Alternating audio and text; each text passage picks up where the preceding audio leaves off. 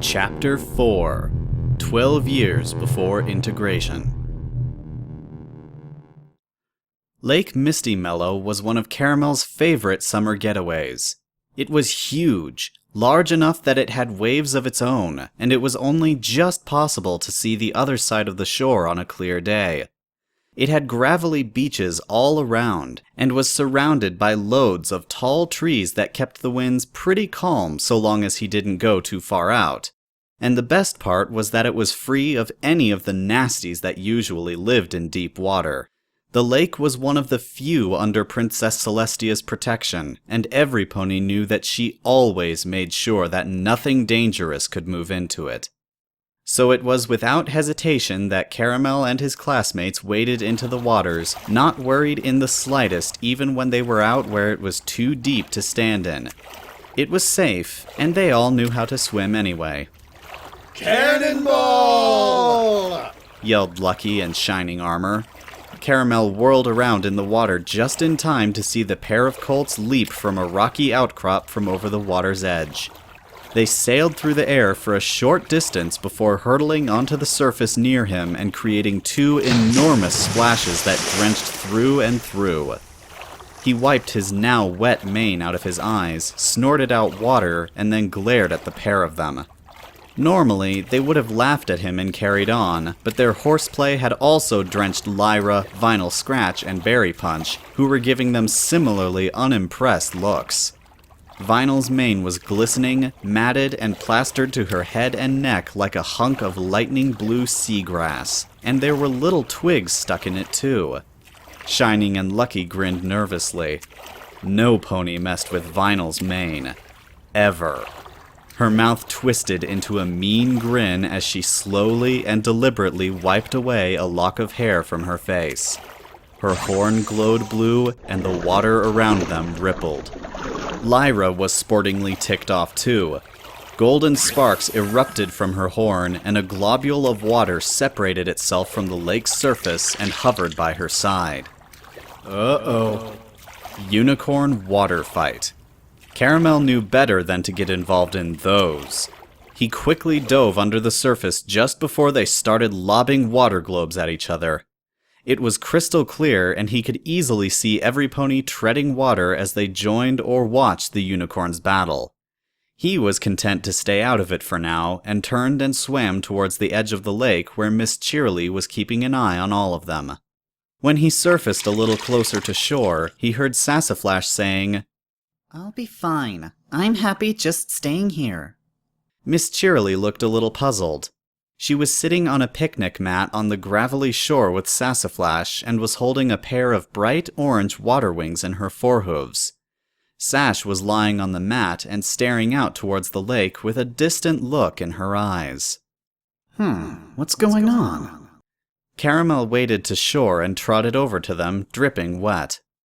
"But, my dear," said their teacher, "are you sure you really just want to stay here? The whole point of coming out to the lake was to go swimming." She turned when Caramel was close and smiled at him, and then turned back to Sash and said, "Don't you want to join your friends? They look like they're having fun. You just need to put these on and you'll be okay." Sash eyed the water wings and wrinkled her nose. "They're demeaning. Those things are only for foals." Miss Cheerily sighed, but her patient smile didn't waver. "They're for ponies who are learning to swim. There's nothing wrong with that. You have to start somewhere, don't you?" "Yeah," Caramel piped up. "My mom made me wear them too when I was learning. They're not too bad." Sash didn't sound convinced. She looked wistfully at the lake where the rest of the class were shouting and squealing and laughing as they splashed each other silly. But her ears suddenly drooped back and she turned away, refusing to look any of them in the eye. Miss Cheerily put a hoof on her shoulder. "Well, if you really don't want to, then that's fine, I suppose. I guess it's a good thing I brought some board games. We can—" She suddenly paused, looked at Caramel for a second, then exclaimed, "I've got an idea!" Caramel took a step back. "I don't like where this is going." "Will you wear your water wings if Caramel wears a pair too? I brought some extras." Before he could whirl around and trot off whilst whistling a minding my own business tune, Sash mumbled, I suppose. They both turned to him, and judging by Miss Cheerily's smile, he was well and truly cornered. He sighed and shrugged. Yeah, okay. It took their teacher only moments to blow up another pair of water wings and slide them snugly up his forelegs. Sash reluctantly allowed Miss Cheerily to put hers on as well, and then they were both herded to the water's edge. Caramel got in without hesitation, but Miss Cheerily stuck close to Sash as the turquoise filly waded in slowly. She looked pretty nervous, almost as if she was expecting a hydra to pop out of the water at any second. Her wings didn't stop twitching, and her legs moved like they were made of wood. Relax. It's hard to swim when you're all stiff like that, he advised. Sash just nodded. You're doing great, Miss Cheerily said. Just a little bit deeper and you'll be able to join your friends. Sash flinched when a wave came, and the water wings lifted them so that their hooves no longer touched the bottom. Their hooves hit the lake bed again as soon as the wave passed, but Sash had stopped moving. Caramel gave her a little nudge. It's okay, we'll just float when we go deep enough. We won't even need to tread water with these on. She looked at him for a brief moment, then reluctantly waded on. I nearly drowned once, you know, she said under her breath. Oh. Caramel really didn't know what to say to that. Did Miss Cheerily know? Maybe she wouldn't have insisted on getting Sassaflash into the water if that was the case. He slowed down a little and added, I didn't know. Do you want to get out of here? A look of determination crossed her face. I'm already here. No reason to quit. Whoa. She smiled in surprise. They were already floating in deep water. Huh. That wasn't so bad. I guess I just needed to get used to it. She waggled her forelegs in emphasis. It's not so easy to sink with these. Caramel raised an eyebrow. Well, yeah. Isn't that the whole point of water wings? Are you saying that you weren't wearing any floaties the first time you tried to swim? Sash's eyes widened for a second, but in the next instant she chuckled and nodded. Yeah, that's what I meant. It was a little stupid of me. He decided not to press further. It was obvious that she didn't want to talk about it. He glanced around to find something else to talk about, and he saw Miss Cheerily hanging back a bit, keeping an eye on both of them. She smiled encouragingly when she saw him looking and motioned him to carry on with showing Sash what to do. Hey, look at the baby lovebirds! They look so cute with their water wings! Lucky hollered, interrupting his thoughts. Oh, joy. Caramel could feel the tips of his ears heating up. Shining and Lucky were snickering amongst themselves about 10 paces away. They sounded a little out of breath, though, which wasn't surprising given the water fight they'd just had. And then he had an idea. He pulled a foreleg back and thrust it forward on the surface quickly and efficiently, creating a long-reaching splash of water that smacked both colts in the face. Their snickering ended in sputters. Well, this baby can still give you a run for your bits in a water fight, Caramel retorted with a smirk. Shining Armor snorted. You and what army? His horn lit up, and several water globes lifted out of the lake's surface. Lucky swam to the side to flank Caramel and added, Prepare to lose, wimps. No pony can beat us. You asked for it. Caramel's smirk widened. Me and this army. He then put both hooves to his muzzle and shouted, Hey every pony! Shining and Lucky say that no pony can beat them in a water fight! Who wants to have another go at them? All heads turned to the two big colts, whose jaws suddenly dropped in horror. Every pony was closing in on them. Caramel and Sash were at their front, Lyra and Berry Punch had them flanked, and Cherry and Vinyl were approaching from their rears. Oh, ready for round 2? Vinyl asked. I could use more target practice. Hey, no fair! Lucky protested, but Shining Armor poked him in the ribs and said, "Shush, we can take them." A purple dome of magic suddenly formed over the two colts, and Shining Armor blew a raspberry at every pony from behind his barrier. This is the last stand of Princess Celestia's army. We will never surrender. Confident, aren't they? Sash commented as they bobbed up and down in the water. Maybe we should take them down a notch. Caramel shared a grin with her and turned towards Shining and Lucky. He then adjusted his water wings so that he'd have a little more freedom of movement and shouted, Charge! 3 months before integration. Eat your food. Chirped the changeling after placing another bowl of royal jelly on the sand. Caramel glared at it in distaste. He knew that it wasn't to blame for his daily ordeal, but he couldn't help resenting it all the same. After all, it was the one responsible for reporting to Chrysalis about his daily intake of the horrible stuff. He'd refused to eat any of it the first time it had come alone, knowing what the jelly was doing to him, and the bug pony had simply shrugged and gone off to rat him out to the queen. She'd then come and throttled him with magic, allowing him only 2 or 3 breaths in exchange for every mouthful of the stuff he took. And since then, he'd known better than to disobey.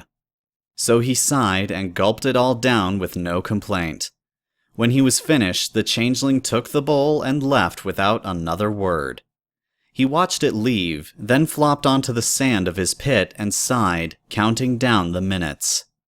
It was almost like clockwork. First, there would be the bellyache, which would last an hour or 2, followed by a racing heart, weak and twitchy limbs, itching skin, nausea, and a general feeling of misery and hopelessness as he lamented his brilliance in coming up with the idea of joining the changelings. But after his regular session of dry heaving, his head would clear and he would always remember the reason why he had come in the first place. Sassaflash always visited him after the worst of it was over, sometimes even during. Changelings, as he'd discovered, didn't keep 24-hour days since there was no day or night to keep track of. Instead, they did everything in cycles of roughly 7 to 8 hours if his calculations based on his sleeping patterns and bowel movements were accurate. If that was the case, this was going to be his 9th or 10th day in the hive. Something was different about his royal jelly treatment this day, though. The bellyache wasn't as intense and gut-twisting as before, and it was over a lot quicker. The fever and aching didn't come either, although his heart rate did go up. And he ended up feeling more bored than miserable during that period. Sometimes he really wished the changelings would take a leaf out of Pony's books and actually have some form of entertainment. Heck, board games, cards, or even paper and crayons would be an improvement over sitting in the dim pit with nothing to do but daydream and doodle stuff in the sand. And they apparently weren't that big on conversations either. Eventually, the sleepiness came. That much hadn't changed at least. He'd go to sleep for several hours and possibly find a few more surprises waiting for him when he woke up. By now, his coat was patchy and discolored above and around his fetlocks, and his stubby horn had already pierced the skin on his forehead, poking out an inch. He was pretty sure he was losing hair on his tail, too. But those really couldn't compare to the fact that several of his front teeth were coming loose, and for a stallion who had always brushed and flossed carefully, it was ridiculously unfair. He lay down and shut his eyes, thinking of the various things Minuet was going to say to him if she ever found out that all of her hard work of setting his teeth straight was going down the drain.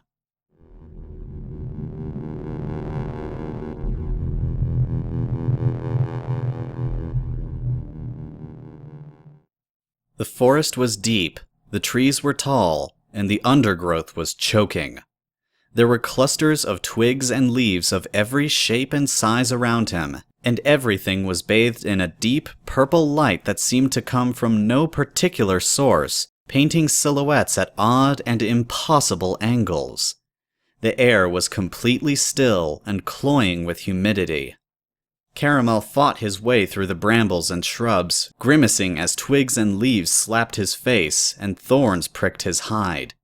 He had to get through. He had to find a way. No matter what came along, he was going to face it and beat it back down. Suddenly, the trees behind him rustled. He whirled around and cried out in alarm. Who's there? As if in answer, a small patch of shrubs rustled. He squinted at it, but could not make out what it was. The purple light wasn't bright enough, but he could clearly tell that there was something in there. And for some reason, he didn't want to find out what exactly was lurking in the shadows. Even as he tried to discern its features, he could feel his courage melting away like an ice cube under the sun. An otherworldly terror took hold of him as he turned tail and ran deeper into the dark forest. And the thing followed. He could hear it slithering, crawling, surging from behind, mindlessly hungering for him. Caramel didn't know how he knew, but it wanted him. And he was pretty sure that wasn't a good thing. It was making garbled sounds like a mixture of whispering and vomiting, horribly breathy and squelchy noises that reminded him of things living in rot and mud. So he galloped harder, ignoring the fresh cuts and bruises that appeared as he tore through thorny brambles and whip-like vines. The thing was persistent at first, always keeping within a hair's breadth of his tail, but it eventually fell behind, keeping farther and farther away. Which was a good thing, too, because the forest had gotten so dense that he could go no deeper. He sat down in the shadows and damp undergrowth, panting for breath, and watched the thing.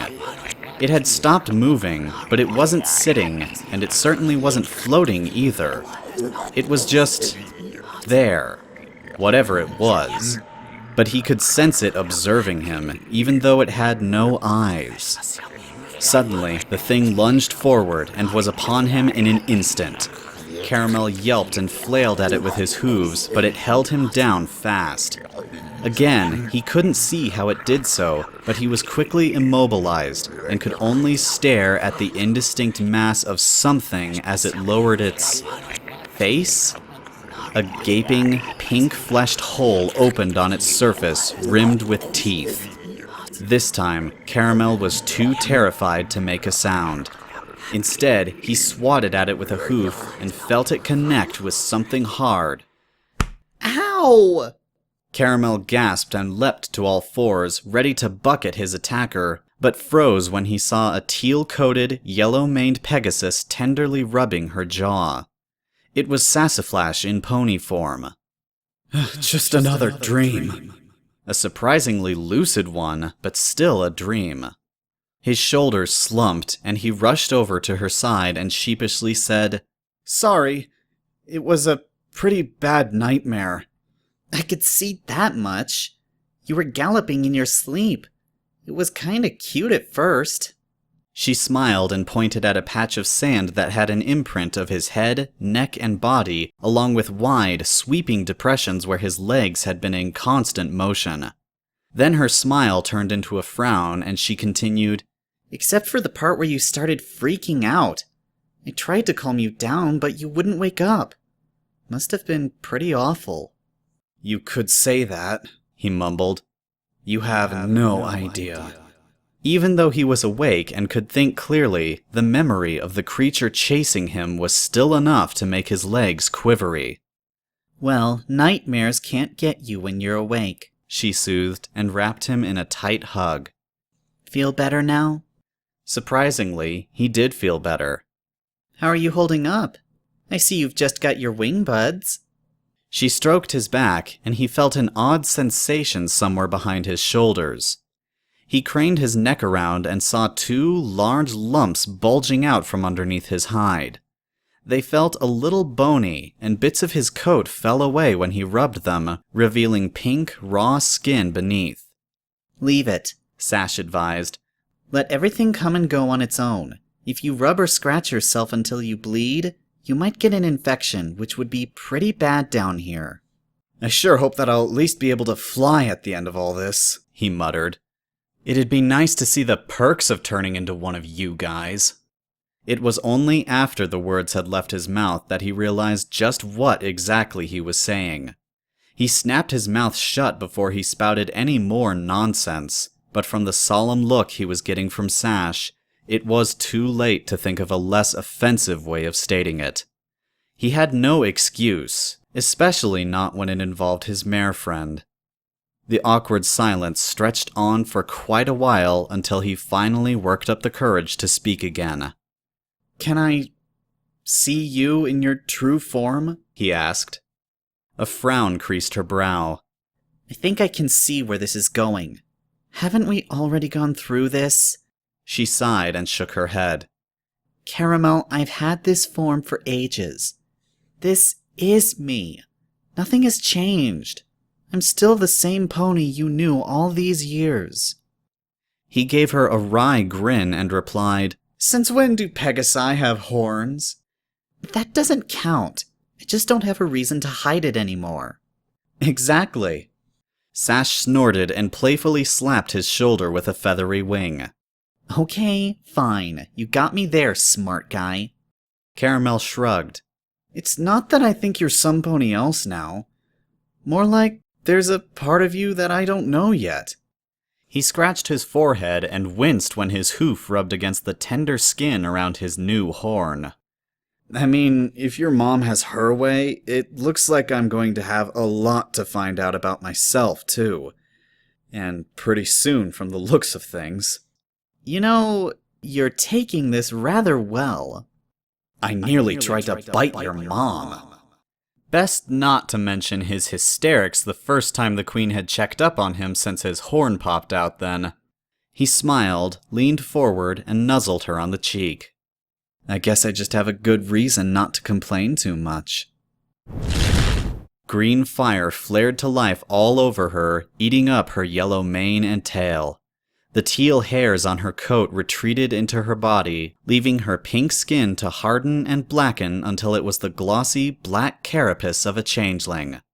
She blinked, and her eyes were a pure blue when she opened them again. A fish-like crest sprouted from the back of her head and down her neck to replace her mane, and her horn grew curved and sharp. Blue, translucent wings popped out of her back, and the fire disappeared after that. Still no complaints? She asked in a raspy voice. Without hesitation, he nuzzled her again. Her cheek was stiffer than before, and a little rougher too, but it wasn't hard and cold as he'd expected. He smiled and replied, Like you said, nothing has changed. Oh, ha, you're awfully funny today, she drawled. At least Changeling smiles could look warm, even though those fangs made them look rather predatory. They sat together for a while, this time in companionable silence. So, what's your first name? You know. He made a vague gesture with his hoof. What were you called before we met in school? Calyx. Caramel frowned as he racked his brain. That sounds awfully familiar. You probably remember it from Mrs. Sprout's botany classes. It's a part of a flower. He chuckled. Calyx. I like your real name too. Sassaflash is just as real as Calyx. I've answered to both names for most of my life, so it doesn't matter which one you call me, she said. But you could do with learning the names of my brothers and sisters, if you want to. Sure, but I don't really get visitors down here, and the changeling who brings my food isn't all that big on talk. Well, that's because not all of us can speak equestrian very well. Most of us understand it, but only those who go on the surface have put any real effort into mastering it. Down here, we all speak Vespid. At Caramel's blank look, she chuckled and added, And I'm going to have to teach you a bit of that, I guess. For starters, we use other parts as much as our mouths when we communicate. Like this. Her wings flickered for a split second, making a chirping sound. That means yes. And this She chirped with her wings again.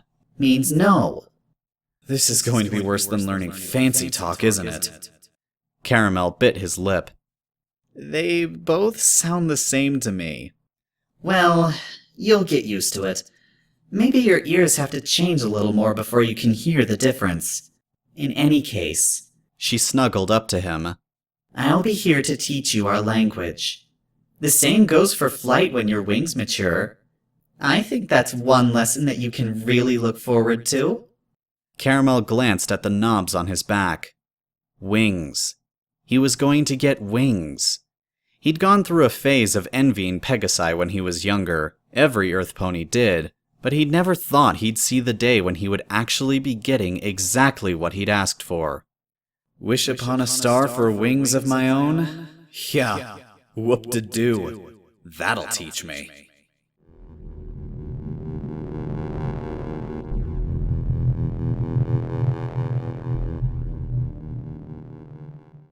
The next time the Changeling came into his pit to feed him, after gulping down the last mouthful of royal jelly, he trotted right up to it and said, So, I guess I should start by apologizing. He rubbed the back of his head. I mean, you've been doing this for me for quite a while, but I know that it's not because you want to hurt me, even if that stuff keeps making me miserable. So, I'm sorry for being rude and thinking of you as a jerk. The Changeling blinked. My name is Caramel. What's yours? Still no answer. It simply gazed at him for a long moment, and he found himself wondering if it had understood at all. But it should have, since it had spoken to him before, even if only a little. Those pupilless blue eyes were a little disconcerting, though. I'm sorry if I'd offended you with anything, but... Chitin. It was his turn to blank. Eh?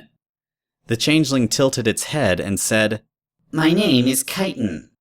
Oh, nice to meet you. And, He could feel his cheeks going red as he fumbled with the next question. Are you male or female? I mean, I don't know how to tell you guys apart. Not yet, anyway. I'm female. He was just opening his mouth to say, I see, but the Changeling was suddenly engulfed in green fire, and in its place stood a pure white Pegasus stallion, with bright blue eyes and a short-cropped mane and tail. Except for the lack of armor, it looked exactly like one of Princess Celestia's royal guards. The guard smiled in delight and said in a fairly deep voice, But I can look like a male, too, if that would make you more comfortable. Caramel couldn't decide whether there was a double meaning behind that statement or not, and he probably didn't want to know either way. He grinned awkwardly and shook his head. There's no need for that. I'm okay with your real form, thanks. Chitin reverted to Changeling form in a flash, took the empty bowl, and flew out of his pit. But just before disappearing over the edge and out of sight, she waved down at him. See you later. Caramel waved back. Yeah, later. Well, that went okay. He only had several hundred more changelings to get to know at the very least, depending on the size of Sash's family. Big Mac's family reunions got nothing on this.